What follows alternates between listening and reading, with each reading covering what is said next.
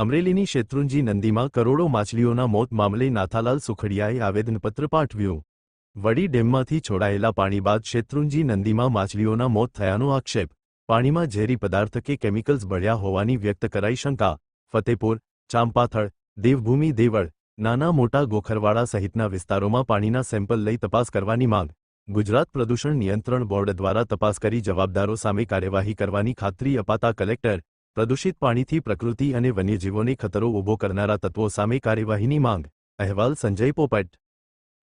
અમારે દેવભૂમિ દેવળિયા ગામ, ગોખરવાડા, ચાપાથળ, ફતેપુર, ખંભાળિયા વિસ્તારમાંથી ઠેબી નદી, વડી નદી પસાર થાય છે। એની અંદર ગત છેલ્લા 5 દિવસથી વડી ડેમને રિપેરિંગને કારણે ડેમમાંથી પાણી છોડવામાં આવતા છેલ્લા 5 દિવસમાં કરોડોની સંખ્યામાં બંને બાજુ પાળા લાગી ગયા। માછીઓનો તમામ મચ્છીઓ લગભગ મૃતપાય થઈ ગઈ।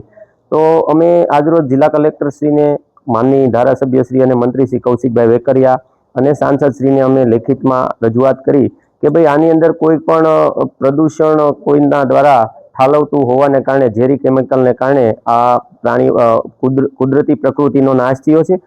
ભવિષ્યમાં હવે થોડા દિવસો બાદ આ ઉનાળાનો સિઝન હોય અને આ વિસ્તારમાં એશિયાટિક સિંહો વસે છે, બીજા પક્ષીઓ, પ્રાણીઓ, પ્રકૃતિને મોટું નુકસાન થાય એમ હોય તો આ પાણી બાબતે જે કોઈ ઠાલવે છે તેમની તપાસ કરીને પગલાં ભરવા અને પાણીનું લેબોરેટરી કરાવી જીપીસીબી મારફતે આ વિસ્તારની અંદર સર્વે કરીને કોઈ પણ કંપની કે ઉદ્યોગો દ્વારા આ નદીની અંદર ઝેરી પદાર્થ ઠાલવવામાં આવતો હોય તો એને જવાબદાર ગણી અને કડક કાર્યવાહી થાય અને ભવિષ્યમાં આવા કુદરતી જીવો કે જે પ્રકૃતિને કાયમને માટે ચાચવે છે એવા પ્રકૃતિના જીવોનો ફરીવાર આવો અકુદરતી રીતે મૃત્યુ ન થાય એ જોવા માટે આજે કલેક્ટરશ્રીને મળ્યા। કલેક્ટરશ્રી દ્વારા જીપીસીબીને જાણ કરવા માટેની અમને ખાતરી આપવામાં આવી। વિશ્વાસ રાખીએ અમે કે સરકારશ્રી ગંભીરતાથી આ બાબતને લઈ અને આની તપાસ કરે।